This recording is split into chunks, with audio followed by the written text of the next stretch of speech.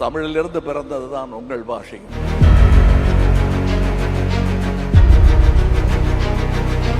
கன்னடாவினுடைய வரலாறு தெரியாம அவர் பேச அதை பத்தி நம்ம மேற்கொண்டு பேச வேண்டாம்னு நினைக்கிறேன். ஏன்னா இப்ப இவங்க பண்றது அரசியல் பண்றாங்க. திமுக போர்வையில இருந்ததுனாலதான் இன்னைக்கு ராஜ்யசபா சீட் கிடைச்சிருக்கு. தோத்து போயிட்டமெல்லாம் போய் ஏறலை, அந்த இடத்துல எடுக்க வேண்டிய முடிவுங்கிறனால தான் போனோம். நாளைக்கு ராஜ்யசபால போய் பேசும்போது ஹிந்தியில தானே சார் வைப்பாங்க பெரும்பாலும். அவரவர் மொழியில அவரவருக்கு பதில் சொல்லுவாங்க. விஜய் அவர்களுடைய அரசியல் வருகையினாலதான் மக்கள் நீதி மையம் வந்து திமுகவில் போய் இணைஞ்சிட்டாங்க. நம்மவராவது யாருக்காவது பயப்படுவாராவது வந்து நாங்க தயாரா இருக்கோம். ரசிகர்கள் யாருமே வந்து வாக்காளர்களா மாற மாட்டாங்க அப்படிங்கறத விஜய தான் சுட்டி காட்டுறாரு இவரு. யாரு வந்தாலும் பயமுறுத்தும். எந்த வகையில பயமுறுத்தும்? எல்லா வகையிலுமே பயமுறுத்தும். அரசியலுங்கிறது ஒரு சதுரங்க ஆட்டம். உதயசூரியனா அதை டார்ச் லைட் தானா எப்பவுமே? நீங்க ஏன் கமலஹாசனே வந்து ஆச்சி பாதாம் ட்ரிங்க். ஆச்சி பாதாம் ட்ரிங்க் ஒன்னு வாங்குனா ஒன்னு ஃப்ரீ. சம்மர் ஹாலிடேஸ் வந்தாச்சு, நம்ம ஜிடி ஹாலிடேஸும் வந்தாச்சு. GT holidays, South India's #1 travel brand. Meenakshi medical college hospital and research institute Kanchipuram, accredited A+ by NAC. வணக்கம் சார். வணக்கம். முதல்ல வாழ்த்துக்கள். ராஜ்யசபா சீட் கிடைச்சிருக்கு மக்கள் நீதி மையம் சார்பாக. நன்றி. தலைவரின் சார்பாகவும் கட்சியின் சார்பாகவும் நாங்கள் தான் நன்றி சொல்லுவோம். ஓகே. ஸோ எப்படி இருக்குது சார் இந்த தருணம்? ஏன்னா 2024 தேர்தலையே வந்து திமுகவுக்கு ஆதரவு அளிக்கிறோம் அப்படின்னு சொல்லியிருந்தாங்க மக்கள் நீதி மையம் சார்பிலிருந்து. அண்ட் கமலஹாசன் அவர்களும் நிறைய இடங்களில் பிரச்சாரங்களை மேற்கொண்டிருந்தார். அண்ட் அதை ஒட்டி ராஜ்யசபா சீட் கொடுக்குறோம்னு அவங்க ஒப்புக்கொண்டிருந்தாங்க. அதற்கு ஏற்ற மாதிரி இந்த முறை ராஜ்யசபா சீட் ஒதுக்கி இருக்காங்க. எப்படி இருக்கு இந்த தருணம்? இல்லை, அன்னைக்கு போட்ட அந்த இதுதான் அக்ரிமெண்ட்டு தான் இன்னைக்கு செயலாக்கத்துக்கு வந்திருக்கு. எதிர்பார்த்த ஒன்று தான். நாங்கள் பொதுவாக ஒரு பெரிய உற்சாகமாக இருக்கோம் கட்சியில் எல்லாருமே முழுக்க. ஏன்னா தலைவருடைய குரல் டெல்லியில் ஒலிக்க போகுது அப்படிங்கிற ஒரு எழுச்சியோடு நாங்கள் காத்திருக்கிறோம். இந்த தருணத்துக்காக நாங்கள் எங்களை மாதிரி கட்சியில் தொடர்ந்து நாங்கள் பயணிக்கிற நிறைய பேர் அதற்கான வெயிட் பண்ணிட்டு இருந்தோம். அது நிகழ்ந்திருக்குங்கிறது சந்தோஷமாக இருக்குது. ஓகே, பட் சந்தோஷம் மகிழ்ச்சி இதெல்லாம் இருந்தாலும் கூட அது இப்போ நிறைய கான்ட்ரவர்சிஸ்லாம் இருக்கும்ல சார். அடுத்த தேர்தலுக்கு வந்து கமலஹாசன் அவர்களுடைய உழைப்பு அப்படிங்கிறது தேவைப்படுது திமுகவுக்கு. அதனால தான் இந்த ராஜ்யசபா சீட்டை கொடுத்துருக்காங்க. விஜயின் வருகையினால காம்படிஷன் அதிகமாக இருக்கும். ஸோ இப்படி ஒரு பிரபலம் இருந்தால் நமக்கு இன்னும் கூடுதல் தேர்தலை பற்றி இதுக்கப்புறம் தான் முடிவு எடுக்கணும். இது போன தேர்தலுக்கான நம்ம எடுக்கப்பட்ட முடிவு. நீங்க இது வந்து அடுத்த தேர்தலோட முடிச்சு போறதே தவறானதுன்னு நான் நினைக்கிறேன். போன தேர்தலையே ஆனா விஜய் அரசியல் களத்துக்குள்ள வந்துட்டார்ல. இல்லை, அது இருக்கட்டும். அது இருந்தால் கூட என்னை பொறுத்த வரைக்கும் வந்து நாங்கள் வந்து அடுத்த தேர்தலுக்காக தான் இந்த சீட்டை கொடுக்குறாங்கிறதுல எங்களுக்கு உடன்பாடு இல்லை. நாங்கள் 24 ஆதரவு கொடுத்தோம். அந்த 24 ஆதரவு கொடுக்கும் பொழுது எங்களுக்கான ஒரு அங்கீகாரமாக இதை கொடுக்குறோன்னு அவங்க ஒப்புதல் கொடுத்துருந்தாங்க. அது நிகழ்ந்திருக்கு. அப்படி தான் நாங்கள் பார்க்குறோம். ஓகே, ஸோ அடுத்த தேர்தலில் அவங்களுக்கான ஒரு ஆதாயம் இருக்குது அப்படிங்கிறத நீங்கள் பார்க்கலையா? அது அவங்க என்ன முடிவு பண்ணிக்காங்கன்னு தெரியாது. எங்களுக்கு வந்து எங்கள் கட்சி அதனுடைய நிலைப்படை இனிமே தான் நாங்கள் அறிவிப்போம். ஓகே, ஸோ கட்சியில் எல்லாரும் மகிழ்ச்சியாக இருக்காங்க. அதன் ரொம்ப மகிழ்ச்சியாக இருக்கும். ஓகே. ஸோ எல்லாரும் வாழ்த்து தெரிவிச்சிட்டு இருக்காங்க. என் துணை முதலமைச்சரும் வாழ்த்து தெரிவிச்சிருக்காரு. டெல்லியில் வந்து குரல் கேட்க போகுது அப்படின்னு சொல்லிட்டு. ஏன்னா ரொம்ப இதுவரைக்கும் மக்களவை உறுப்பினராக அங்கே போய் அமர்ந்தவர்கள், அதுக்குன்னு நான் எல்லாத்தையுமே குறை சொல்லலை, அவர்களுடைய செயல்பாடுகள்லாம் எப்படி இருந்ததுங்கிறது நமக்கு தெரியாது. ஒரு சில பேர் வந்து நமக்கு பார்த்துருக்கோம். ஆனால் அந்த சீட்டுக்கான ஒரு என்ன தகுதி என்ன ஆளுமைங்கிறது முழுமையாக பயன்படுத்தப்படும் நாங்கள் நினைக்கிறோம். ஏன்னா வந்து நம்மவரை பற்றி உங்களுக்கு தெரியும். பன்மொழியில் பேசக்கூடியவர், முகம் தெரிந்தவர். இன்னும் சொல்லப்போனால் அந்த மக்களவை உறுப்பினருங்கிறதே அறிஞர்கள் அமர்கிற ஒரு அறை. அறிஞர்களுக்கு சமமான ஒரு அறிஞராகவே வாழ்ந்துட்டு இருக்கிறவர் தான் நம்மவர் அவர்கள். அப்போ சரியான மனிதருக்கு சரியான ஒரு நாற்காலி கிடைத்திருக்குன்னு தான் நாங்கள் நினைக்கிறோம். அப்படி இருக்கும் பொழுது மாநிலங்கள் பிரச்சனை மட்டுமல்ல, நாட்டினுடைய பிரச்சனையும் அங்கே ஒழிக்கப்படுவதற்கான ஒரு குரலாக நம்மவருடைய குரல் இருக்கும்னு நம்புகிறோம். ஓகே, பன்மொழி அறிந்தவர்னு சொன்னதுனால நான் கேட்குறேன். இந்த ஹிந்தி அப்படின்ற ஒரு கான்ட்ரவர்சி இங்கே வரும்போது நம்ம எல்லாருமே தமிழுக்காக தான் நின்றுருக்கோம். இப்போ நாளைக்கு ராஜ்யசபாவில் போய் பேசும்போது அங்கே எதிர்த்தரப்பினர் வாதத்தை முன்வைக்கும் போது ஹிந்தியில் தானே சார் வைப்பாங்க பெரும்பாலும். பேசுறது பெருங்குற்றம்னு நாங்கள் சொல்லவே இல்லை. புகுத்துவது தான் பெருங்குற்றங்கிறோம். கற்பது பெருங்குற்றம்னு நாங்கள் சொல்லவே இல்லை. கற்பிப்பதற்காக நினைத்து கொண்டு எங்களை கட்டாயப்படுத்துவது பெருங்குற்றங்கிறோம். ஓகே, இங்கே உள்ளவை. அதனால ஒருவேளை தமிழில் புரியவில்லை, ஆங்கிலத்தில் புரியவில்லை என்றால் 3வது மொழியாக இந்தியிலும் சொல்லி புரிய வைக்கிற தன்மை எங்கள் தலைவருக்கு இருக்கிறது. ஓகே. அதுதான் சொல்றேன். எப்படி ரிப்ளை பண்ணுவாரு? அதுதான் சொல்றேன். எதுக்கும் நாங்க தயாரா இருக்கோம். மொழிகள் பல கற்க வேண்டும் என்பது எல்லாத்துடைய விருப்பம்.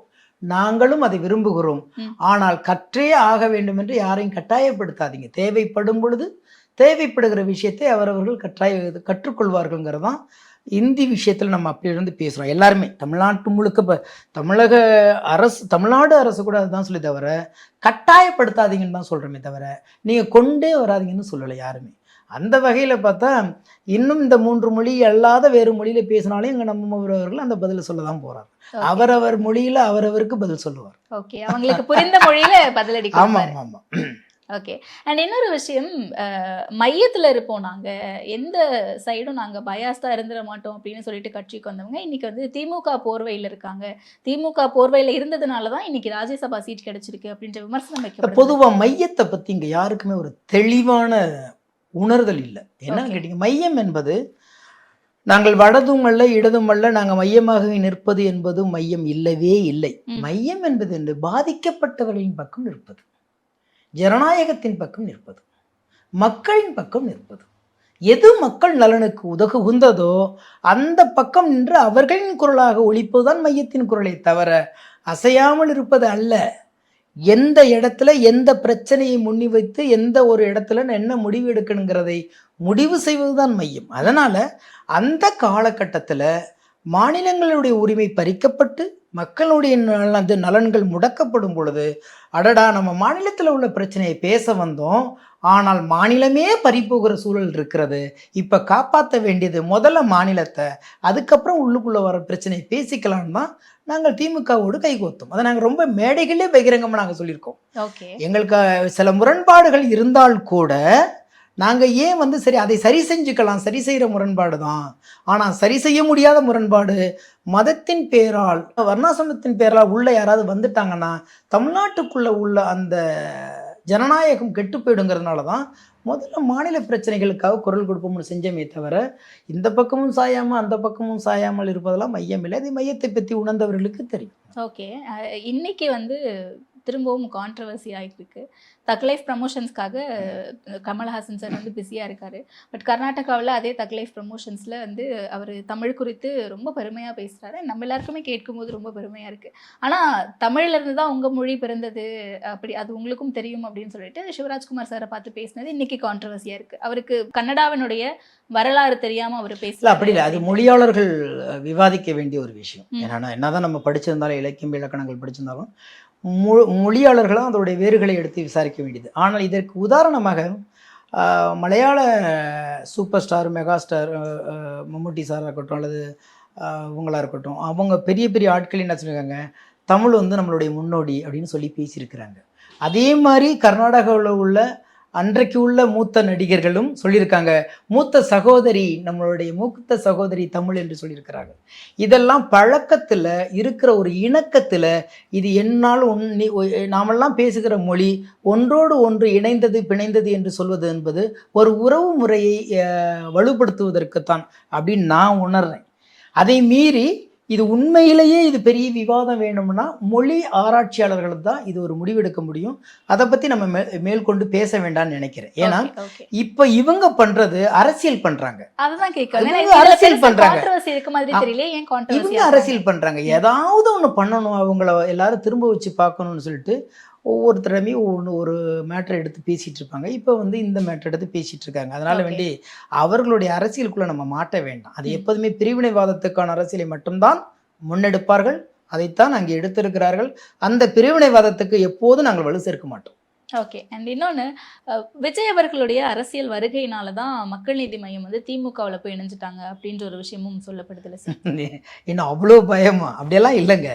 அதுக்கு முன்னாடியே நாங்கள் இதெல்லாம் பேசப்பட்டது. விஜய் இவ்வளோ தீவிரமாக உள்ளார் வருவாருங்கிறது தற்போது தான் நமக்கு தெரிஞ்சோம். ஆரம்பிச்சார் அப்படின்லாம் இருந்தால் கூட நமக்கு தற்போது தான் தெரியும் அது வெளிச்சமாக வெளியில் வராருங்கிறது. அதனால் வேண்டி அப்படியெல்லாம் யாருக்கும் பயப்படுவாதும் என்னங்க, நம்மவராவது யாருக்காவது பயப்படுவாராவது? எல்லாவற்றையும் இழந்த பிறகும் பத்திரமாயிருக்கிறேன் நான் என்ற ஒற்றை நம்பிக்கையில் நடந்து கொண்டிருக்கின்ற ஒரு அபூர்வமான தலைவன் நம்மவர் அவர்கள். இந்த உலகமே இழந்த பிறகும் அவரை இழக்காமல் இருப்பதற்கான தன்மை கொண்ட ஒரு மாவீரனாக இருக்கக்கூடியவர் நம்மவர் அவர்கள். எவருடைய வருகையும் அவரை பயமுறுத்தாது. ஆனா இன்னைக்கு முக்கிய அரசியல் தலைவர்களே பேசும்போது விஜய் அவர்கள் அரசியல்ல மிகப்பெரிய ஆளா வருவாரா வரமாட்டாரா அப்படிங்கிறதுக்கு எக்ஸாம்பிளா கமலஹாசன் சார் தான் எடுக்கிறாங்க. சொல்லலாம் எல்லாமே மக்கள் நீதி மையம் ஆரம்பிக்கும் போது எப்படி ஆரம்பிச்சாங்க, இன்னைக்கு அவங்களுடைய நிலை என்ன, திமுகவுல போய் இணைஞ்சிட்டாங்க, அதே மாதிரி இவரும் போய் இணைஞ்சிட்டு வாரு, அவ்வளவுதான். பெரிய வித்தியாசம். அதிபுத்திசாலிகளுடைய சிந்தனையா இருக்கலாம். நாங்களும் தோத்து போயிட்டமெல்லாம் போய் ஏறலை. அந்த இடத்துல எடுக்க வேண்டிய முடிவுங்கிறனால தான் போனோம். மக்கள் எங்களை கொஞ்சம் தள்ளி வச்சுட்டாங்க அப்படிங்கிறலாம் நாங்கள் போகலை. அந்த நேரத்தில் இந்த முடிவு எடுக்கணும், இதுதான் இந்த நேரத்தில் எடுக்க வேண்டிய சரியான முடிவு. இந்த உண்மையிலேயே சுயநலத்தோடு இருந்திருந்தோம்னா அப்போ அந்த முடிவு நாங்கள் எடுத்திருக்க முடியாது. எப்படி போனால் என்ன, நாமளாவே இருப்போம், அரசியல் பேசிகிட்டே இருப்போம், வெற்றியோ தோல்வி இருந்துக்கிட்டே இருக்கலாம். ஆனால் அன்னைக்கும் சரி, ஆரம்பிக்கப்பட்ட போதும் சரி, இன்றைக்கும் சரி, இந்த மண்ணுடைய நலன், மக்களுடைய நலன், சமூகத்தின் நலன், எதிர்காலத்தினுடைய நலன், இளைஞர்களுடைய நலன் எங்களுக்கு தேவைப்படுகிறது. அதுக்கு மத்தியிலிருந்து வருகிற சில விஷயங்கள் இங்கே தாக்கத்தை ஏற்படுத்தி விடக்கூடாது என்பதற்காக தான் முடிவெடுத்தோம். இவரு வராருங்கிறதுக்கான அந்த முடிவு எடுக்கலை. நீங்கள் சொல்கிறது மாதிரி அரசியல் ஜோசியர்கள் நிறைய இருப்பாங்க. ஜோசியத்தையெல்லாம் நாங்கள் பொதுவாக நம்புறதில்லை, நம்பவும் வேண்டாம். முக்கிய தலைவர்களே இந்த பதிவிடுறாங்க. சொல்லட்டும், அது அவங்களுடைய கூற்றா இருக்கலாம். அதுக்கு ஏன் நீங்கள் சொன்னீங்கன்னா நான் கேட்க முடியாது. அதுக்கு நான் கருத்து சொல்லவே விரும்பலைன்றேன். நான் ஏன்னு கேட்டிங்கன்னா, முதல்ல அவர் வரணும், வந்துட்டு ஒரு தேர்தலை சந்திச்சுட்டு அதுக்கப்புறம் அவர் என்ன முடிவு எடுக்கிறாருன்னு அவர் தான் முடிவு பண்ணணும். அந்த நேரத்தில் ஒரு காலம் ஒரு முடிவு எடுக்க சொல்லும். எல்லா மனிதர்கள் எடுக்கிற முடிவை விட காலம் ஒரு முடிவு எடுக்க சொல்லும். அந்த புரிந்து கொள்கிறவர்கள் தான் இந்த காலத்தோடு நடக்க முடியும். அதனால் நாளைக்கு உண்மையிலேயே விஜய் சார் யாரு கூடயும் சேராமல் அவர் நடத்தினார்னா இன்றைக்கி சொல்கிறவங்களாம் எங்கே போயிடுவாங்க? கொஞ்சம் யோசிச்சு பாருங்கள். ஆரோடத்துக்கெல்லாம் நம்ம அவ்வளோ ஆரோக்கியமான விஷயமா எடுத்துக்கிட்டு விவாதிக்க வேண்டாம்னு நினைக்கிறேன். ஓகே, ரசிகர்கள் யாருமே வாக்காளர்களா மாற மாட்டாங்க அப்படிங்கிறத என்னுடைய சொந்த அனுபவத்துல இருந்து நான் புரிஞ்சுக்கிட்டேன் அப்படிங்கிறத கமலஹாசன் சார் பேசும்போது விஜயை தான் சுட்டி காட்டுறாரு. இவரு விஜயை தான் கை நீட்டி காட்டுறாரு. எங்களுக்கு ஒண்ணுமே இல்லை. அதாவது திரைத்துறையிலேருந்து 2 பேரும் வர்றாங்க. விஜய்க்கு ஒரு பிரச்சனையா இருக்கும்போது முதல்ல போய் நின்னவரே நம்மவர் தான். அதை விஜயே சொல்லியிருக்காரு. சரிங்களா? அப்படி இருக்கும்போது அப்படியே அறிவுரை சொல்றாப்புல இருந்தா தம்பியை கூப்பிட்டு இந்த மாதிரிலாம் இருக்கும் தம்பி பார்த்துங்கன்னு சொல்லியிருப்பார் இல்லையா? அவர் தன்னை சுற்றி உள்ளவர்கள், எனக்கு கூடின கூட்டமே எனக்கு ஓட்டாக மாறி இருந்தால் இன்றைக்கு ரசிகர்கள் எல்லாம் ஓட்டு போடுறாங்கன்னு நம்பலாம். அப்படி இல்லை. ஆனால் கள நிலவரம் வேற மாதிரி இருக்குது. நம்ம அரசியலை தொடர்ந்து செய்யணுமே தவிர ஓட்டுக்கான அரசியல் பண்ணுறதை விட இப்போ நாட்டுக்கான அரசியலை பண்ணணும் அப்படிங்கிறத சொல்ல தான் அந்த வார்த்தையை சொன்னாரே தவிர, விஜய்க்கு போய் ஒரு பொது மேடையில் அறிவுரை சொல்கிற அளவுக்கு அவர் விஜய் மீது வெறுப்பாகவும் இல்லை, அவங்க கூட ரொம்ப தூரமாகவும் இல்லை. அதுக்கு பேசுகிறாப்புல தான் 2 பேரும் தொலைபேசியிலேயே பேசிக்குவாங்க. இதெல்லாம் நம்ம பெருசாக பத்திரிகை நியூஸாகவும் வேணால் பிரேக்கிங் நியூஸாகவும் நல்லாயிருக்கும். இதெல்லாம் இவங்களாக திரிக்கப்பட்ட தகவலாக தான் நான் பார்க்குறேன். Okay okay. அண்ட் ராஜ்யசபா உறுப்பினர் ஆன பிறகு இதுக்கப்புறமாவது மக்கள் பணியை தொடர்ந்து செய்வாரா? இவர் எப்பவுமே தொடர்ந்தாங்க இருக்காரு. அவர் மட்டும்தாங்க படத்தில் நடிச்சிட்டு இருக்காரு. அவருக்காக நாங்கள் 1000 பேர் வெளில வேலை பார்த்துக்கிறோமே. எங்களுடைய நற்பணிகள் தொடர்ந்துக்கிட்டு தானே இருக்குது. எத்தனை நூலகங்கள் கட்டியிருக்கிறோம், எத்தனை பிள்ளைகளுக்கு பாடத்திட்டங்களுக்காக உதவி பண்ணியிருக்கிறோம், எத்தனை ஏரி குளங்களை நாங்கள் இது பண்ணிக்கிறோம், தூய்மைப்படுத்தியிருக்கிறோம். தொடர்ந்து எங்கள் பணிகள் தொடர்ந்து தானே இருக்குது. நல்ல விஷயங்களுக்கு குரல் கொடுக்குறோம். அது மத்திய அரசாக இருந்தாலும் மாநில அரசாக இருந்தாலும் நல்ல விஷயங்களை பாராட்டுகிறோம். மக்களுக்கு புறம்பான விஷயங்களாக இருந்தால் அதை கண்டித்து நாங்கள் அறிக்கை விடுறோம். தொடர்ந்து வேலை நடந்துக்கிட்டு தானே இருக்குது. நீங்கள் ஏன் கமலஹாசனே வேலையில் நிற்கணும்னு விரும்புகிறீங்க?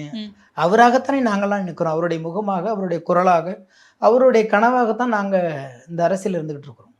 ஓகே. ஸோ அவர் திரைப்படத்தில் நடிக்கிறது அப்படிங்கிறது கான்ட்ரவர்சியாக மாறுதே அனாவசியம்னு நினைக்கிறீங்களா? ஆமாம், இப்போ எல்லாத்துக்குமே தொழில் இருக்குல்லங்க. எல்லா பேருமே அரசியலில் இருக்கிற எல்லாத்துக்குமே ஒரு தொழில் இருக்குல்ல. பெரிய பெரிய ஆலைகள் இருக்கலாம், தியேட்டர்கள் இருக்கலாம், மில்லு இருக்கலாம், கம்பெனி இருக்கலாம், தெரியாது என்ன இருக்குன்னு நமக்கு தெரியாது. பெரிய அப்பார்ட்மெண்ட்ஸ் இருக்கலாம், இல்லை வணிக வளாகங்கள் இருக்கலாம். அதெல்லாம் உங்கள் தொழில் தானே. எங்களுக்கு சினிமா தொழில். ஓகே. நீங்கள் பண்ணுறது மாதிரி நாங்களும் தொழிலை பார்க்குறோம். இன்னும் சொல்ல போனால் அதில் சம்பாரிச்சாதான் ஒரு கட்சி நடத்த முடியும். அப்படி இருக்கும்போது சம்பாரிச்சு தானே ஆகணும். இப்போ நான் 24/7 நான் அரசியலுக்கு வேண்டி போகிறேன். டெய்லியும் போய் இதில் தேனாம்பேட்டில் உட்காந்தேன்னா என் குடும்பத்தை யாரு காப்பாற்றுவா? அப்போ என் குடும்பத்துக்கு உழைக்க வேண்டிய நேரத்தில் உழைக்க வேண்டியிருக்கு. அந்த மாதிரி தான் நான் சினிமாவை அவர் செய்து கொண்டிருக்கிறத தவிர மற்றபடியெல்லாம் ஒன்றும் இல்லை. ஓகே. ஆனால் இப்போ அடிக்கடி மாநிலங்களவைக்கு போய் பேச வேண்டியிருக்கும். அந்த டேட்ஸ் அப்படிங்கிறது இவரோட ஷூட்டிங் ஷெட்யூல்ஸில் கிளாஷ் ஆகாமல் இருக்குமா? இதெல்லாம் எப்படி மேனேஜ் பண்ண போகிறார் அப்படின்ற கொஸ்டின்ஸ்லாம் இருக்கு. நாளைக்கே அவர் முடிவு எடுக்கலாம். மாநிலங்களவைக்கு போகும்பொழுது எதுவுமே வேணாம், இது நமக்கான எந்த ஒரு அதிகாரம் கேட்டோமோ கிடச்சிருச்சு, அப்போ எப்பயெல்லாம் மாநிலங்களவைக்கு நாம் போய் சேரணுமோ அதுதான் முக்கியம்னா அதுக்கு முன்னுரிமை கொடுக்கலாம். ஓகே ஆமாம், அது காலம்தான் அதையும் தீர்மானிக்கும். ஓகே. அண்ட் இந்த ஆனால் கண்டிப்பாக அந்த நாற்காலி மிக அழகாகவும் ஆரோக்கியமாகவும் இருப்பது வந்து நம்ம ஊரால் தான் இருக்கும்னு நினைக்கிறேன். நான் இதுவரைக்கும் அந்த நாற்காலி பார்க்காத ஒரு தலைவனை பார்க்க போகிறோம். ஓகே. அண்ட் இன்னொரு விஷயம் வந்து இந்த ஒரு விஷயத்தை வச்சு ராஜ்யசபா, ஏன்னா மக்களவை சீட்டு கேட்க தான் இவங்க வந்து போனாங்க. பட் மக்களவை சீட் கொடுக்க முடியாத காரணத்தினால மாநிலங்களவை சீட் கொடுத்துருக்காங்க. அண்ட் இதே மாதிரி 2026லையுமே சட்டமன்ற சீட்ஸ் டிமாண்ட் பண்ணுறதுக்கான வாய்ப்புகள் அதிகமாக இருக்குது மாநிமா சைடில் இருந்து அப்படின்ற கருத்துக்களும் இருக்குல்ல சார்? இல்லை, எங்களை பொறுத்த வரைக்கும் இது வந்து 24க்கான ஒப்பந்தம் உங்களுக்கு தெரியும். அடுத்ததை பற்றி இதுக்கப்புறம் தான் தலைமை தான் முடிவு எடுக்கணும். ஆமாம், தலைவரும் தலைமுறையும் என்ன முடிவு எடுக்கிறாங்களோ அதுதானே தவிர அதில் போய் நம்ம ஒரு ஆரோடம் சொல்வது வந்து ஆரோக்கியமாக இருக்காது. ஆனால் உங்களுக்கு ஐடியா இருக்கா சார்? தலைவர் நிற்க சொன்னால் நிற்பேன். ஓகே. ஆமாம், இல்லை வாங்க மறுபடியும் பிரச்சாரத்துக்கு தான் போகணும்னா போவேன். ஆமாம், எப்போதுமே அவர் வந்து அவர் என்ன தனிப்பட்ட முறையில் ஒரு ஆசை ஆர்வம் அந்த மாதிரி ஏதாவது இருக்கும்ல? எல்லாத்துக்குமே ஆசை இருக்குமே. நம்ம ஒரு அதிகாரத்துக்கு வரணும், எனக்கு ஒரு நாற்காலி வேணும், என் கிராமத்தை, என் தொகுதியை, என் மாவட்டத்தை யாரும் பண்ணாதது மாதிரி ஒன்று பண்ணணும்னு எல்லாரும் ஆசை இருக்கும். எனக்கு அந்த பேராசை உண்டு. அதுக்கு நாற்காலி கிடைக்கிற வரைக்கும் நான் பொறுத்து தானே ஆகணும். நிச்சயமா. ஒருவேளை தலைவர் கைக்கு மீட்டி இப்போ முதல் தேர்தலே பார்த்தீங்கன்னா கட்சி ஆரம்பித்து வருட முடிவெடுத்துக்குள்ளேயே இதே மாதிரி ஒரு தேர்தல் வந்துச்சு, எம்பிக்களுக்கான தேர்தல். எனக்கு அறிமுகமே இல்லாத ஊர் சிவகங்கை. கையை காமிச்சு அங்கே போய் நின்று அப்படின்னாரு. எந்த ஊர் எங்கிட்டு இருக்குன்னு கூட தெரியாது. தலைவன் ஆணையிட்டார், நம்ம போய் அங்கே களமாடணும், அவ்வளவுதான். அந்த மாதிரி வர தேர்தலில் தலைவர் பார்த்து நில்லுங்கன்னா நிற்போம், வாங்கன்னா போவோம், என்னவும் செய்யலாம். அது தலைமை தான் முடிவெடுக்கும். ஓகே. ஆனால் இன்னைக்கு திமுக கூட்டணியில் இருக்க கட்சிகள் எல்லார் மேலேயும் வைக்கக்கூடிய விமர்சனம் அப்படிங்கிறது இவங்க உதயசூரியன் சின்னத்திலேயே நிற்கிறாங்க, அப்படியே கட்சிக்குள்ளேயே கரைந்து போயிட்டாங்க அப்படின்ற விமர்சனம் தான். இப்போ உங்களுடைய ப்ரெஃபரன்ஸு எப்படி இருக்கும்? உதயசூரியனா இல்லை டார்ச் லைட் தானா? எப்பவுமே நம்மவர் வந்து தன்னுடைய அடையாளத்தை எப்பவுமே இழக்க மாட்டாங்கிற நம்பிக்கை எங்களுக்கு இருக்கு. எங்களையும் ஒருவரிடம் கை கட்டி நிற்க விட மாட்டார் என்கின்ற நம்பிக்கையும் எங்களுக்கு இருக்கு. ஓகே. எக்காரணத்தை கொண்டும் அவரும் தலை குனிய மாட்டார், எங்களையும் தலை குனிய வைக்க மாட்டார் என்ற நம்பிக்கை இருக்கிறது. அதனால தொடர்ந்து பயணிக்கிறோம். Okay okay. அண்ட் விஜய் அவர்களுடைய அரசியல் வருகை பற்றி உங்களுடைய பார்வை என்ன? பாராட்டுக்குரியது, வரவேற்கிறோம். வாங்க, தேர்தலை சந்திங்க. நிச்சயமாக உங்களால் நல்லது நடந்துச்சுன்னா முதல் பாராட்டு மக்கள் நீதி மையத்தினுடைய தலைவரதும் என்னுடையதும் எங்கள் மக்களுடையதுமாக தான் இருக்கும். இந்த நாடு என்ன சொல்லுதுன்னு தெரியாது, ஆனால் நல்லது செய்கிற யாருக்காக இருந்தாலும் நாங்கள் ஊக்கம் தர தயாராக இருக்கோம். அதனால் வேண்டி அவர் நல்லது செய்யணும், செய்வார்னு நம்பிக்கை இருக்குது. வரட்டும். ஆனால் களம் ஆடும்போது களமும் சூழ்நிலையும் அவரை பயமுறுத்திடக்கூடாது. யார் வந்தாலும் பயமுறுத்தும். ஒரு மாதிரி எந்த வகையில் பயமுறுத்தும்? எல்லா வகையிலுமே பயமுறுத்தும். அரசியலுங்கிறது ஒரு சதுரங்க ஆட்டம், எங்கே யார் என்ன பண்ணுவாங்கன்னே தெரியாது. அதனால வேண்டி அவர் வரட்டும். வந்ததுக்கு பிறகு இந்த நிலைப்பாடு நிலைமாறாமல் இருக்கணுங்கிறது எங்களுடைய வேண்டுகோள். வந்தால் சந்தோஷம். ஓகே. அண்ட் ஒருவேளை அவர் வந்த பிறகு இப்போவே நிறைய கான்ட்ரவர்சிஸ் இருக்குது, களத்துக்கு வரல, இவர் மக்களை சந்திக்கல அப்படின்ட்டு. ஆனால் மக்களை சந்திக்கிறது அப்படிங்கிறது அவசியம் தானே சார்? அது எப்படி புரிஞ்சுக்கலாம் நம்ம? ஒருவேளை தேர்தல் நெருக்கத்தில் சந்திக்கலாம். இப்போது அவருடைய படப்பிடிப்பு அதை சொல்கிறாரு, இறுதியாக ஒரு படம் பண்ண போகிறேன் அப்படின்னா அது படப்பிடிப்புக்காக இருக்கும். அவருடைய தொழிலை முடிச்சுட்டு அதுக்கப்புறம் எல்லாரும் சொல்கிறது மாதிரி முழு நேரமாக மக்களை சந்திக்கிற வேலையை கூட திட்டமிட்டுக்கலாம். அவருடைய திட்டமிடுதல், அவருடைய பணிகளை பற்றி நாம் அறுதிட்டு சொல்ல முடியாது. அவங்க என்ன இதில் இருக்காங்க, திட்டமிடல இருக்காங்கன்னு அவங்களுக்கு தான் தெரியும். ஏதாச்சும் ஒரு திட்டம் வச்சிருப்பார். இல்லைன்னா இவ்வளோ துணிச்சலாக வந்து இறங்குறவர் சந்திக்காமல் இருப்பதற்கும் ஒரு காரணம் இருக்கும் இல்லையா? என்னன்னு பார்ப்போம். ஓகே. அண்ட் களத்தில் இப்போவே வந்து திமுக தான் எங்களுடைய முக்கிய அரசியல் எதிரி அப்படின்னு சொல்கிறாரு. அண்ட் ஆப்வியஸாக கொள்கை எதிரி அப்படின்னு வரும்போது தமிழ்நாட்டில் பாஜக தான் எல்லாருக்குமே எதிரியாக இருக்காங்க அப்படிங்கிறத பார்க்கும்போது புரிஞ்சுக்க முடியுது. ஆனால் இவரை பொறுத்த வரைக்கும் அரசியல் எதிரி திமுக தான் சொல்லிட்டாரு. அப்போ திமுகவை எதிர்த்து களமாடும் போது கூட்டணியில் இருக்க மக்கள் நீதி மையம் மேலேயும் விமர்சனம் சாடல் வரதான் செய்யும். அப்போ அவருடைய என்ன காரணம் பார்த்து எதிரிங்கிற ஒற்றை வார்த்தை சொல்றாரு இல்லையா? அப்போ என்ன காரணங்களை சொல்லி தானே அவர் பிரச்சாரம் பண்ண முடியும். பண்ணும் பொழுது அது எங்களுக்கு உகந்ததா இருந்தால் அதுக்கு நாங்கள் அமைதியா இருப்போம். உகந்தது இல்லைன்னா இல்லைன்னு சொல்லிட்டு பேசுவோம். இவ்வளவுதான் நடக்குமே தவிர இதுல அண்ணன் தம்பிங்க சண்டை தான் நடக்கும். இது வந்து வெட்டுக்குத்தலாம் நடக்க போறது இல்லை. எங்களுக்கு இந்த கருத்து ஒத்து போகுது, அவ்வளவுதான். அங்க எல்லாருமே இப்ப என்னதான் முதல் நாள் 2 பேரும் மேடையில இவர் அவருன்னு சொல்லி திட்டிக்குவாங்க. ஒரு கல்யாணி வீட்டுல ஒரு ஏதாச்சும் ஒரு நிகழ்ச்சியில பார்த்தா 2 பேர் கை குலுக்கிக்கிறாங்க. அப்போ என்னன்னா கொள்கை வேறு உறவு வேறாக தான் எல்லாமே இருக்குது. அதனால வேண்டி நாளைக்கு வரும்பொழுது அவர்களுக்கு எரியப்படுகிற கல் தான் எங்களுக்கும். அது எரியப்படுகிற கல் எதன் மீது எரியப்படுதுன்னு நம்ம பார்ப்போம். அதுக்காக தான் நம்ம காத்திருக்கிறோம். தாராளமாக வரட்டும். நியாயமாக இருந்தால் வழியை தாங்கிக்குவோம், தவறாக இருந்தால் திருப்பி கொடுத்துருவோம். அவ்வளோதானே என்ன இருக்க போகுது. புரியுது. ஸோ அரசியல் களம் ஓகே. ஸ்னேகன் சார் பற்றி கேட்கணும்னு நினச்சேன். அரசியல் பயணத்தில் மக்கள் நீதி மையத்திலேருந்து எல்லாருமே ஒரு கட்டத்துக்கு எல்லாருமே சொல்ல முடியாது, சாரி ஃபார் த வேர்ட், ஒரு கட்டத்தில் வந்து சில பேர் கட்சியிலேருந்து முக்கியமான நபர்கள் வெளியே போனாங்க. அந்த நேரத்துலையும் போகாமல் நான் இங்கே தான் இருப்பேன் அப்படின்னு ஸ்ட்ராங்காக நிற்கிறதுக்கான காரணம் என்ன சார்? வெறும் கமல்ஹாசன் சார் மட்டும்தானா இல்லை வேறு ஏதாவது காரணங்கள் இருக்கா? அவர் மீது கொண்ட அன்பு, பேரன்பு மட்டுமே காரணம், ஓகே. வேறு எதுவுமே இல்லை. ஆமாம் ஆமாம். எனக்கு வந்து மக்கள் நீதி மையம் வர்றதுக்கு முன்பே எனக்கு அரசியல் நிறைய பழக்கம் உண்டு. எல்லா கட்சியிலையுமே என்னுடைய தோழர்கள் இருக்கிறாங்க. இன்றைக்கி எல்லா கட்சி தலைவர்களுமே நம்ம கவிஞர் அப்படின்னு சொல்கிற இடத்துல தான் நான் என்னுடைய அன்பை நான் கொடுத்துருக்குறேன். அப்படி இருக்கும்போது கூட எல்லாத்தையும் மீறி நம்ம மேலே கொண்ட பேரன்பு, அவரை விட்டுட்டு போயிடக்கூடாது அப்படின்னு இந்த நிமிடம் வரைக்கும் நான் உறுதியாக இருக்கிறேன். ஓகே. ஆமாம். இந்த எனக்கு ஏன்னு கேட்டிங்கன்னா, தேவைப்படுற எங்கே ஓடி என்ன செஞ்சிட போகிறோம், நம்மளை நேசிக்கக்கூடிய நம்மளை உணர்ந்த ஒரு மனிதரோடு நம்ம இருப்போமே அப்படிங்கிறதுனால. ஆச்சி பாதாம் ட்ரிங்க். ஆச்சி பாதாம் ட்ரிங்க் ஒன்னு வாங்கினா ஒன்னு ஃப்ரீ. சம்மர் ஹாலிடேஸ் வந்தாச்சு, நம்ம ஜிடி ஹாலிடேஸும் வந்தாச்சு. GT holidays, South India's #1 travel brand. Meenakshi Medical College Hospital and Research Institute, Kanchipuram, accredited A+ by NAC.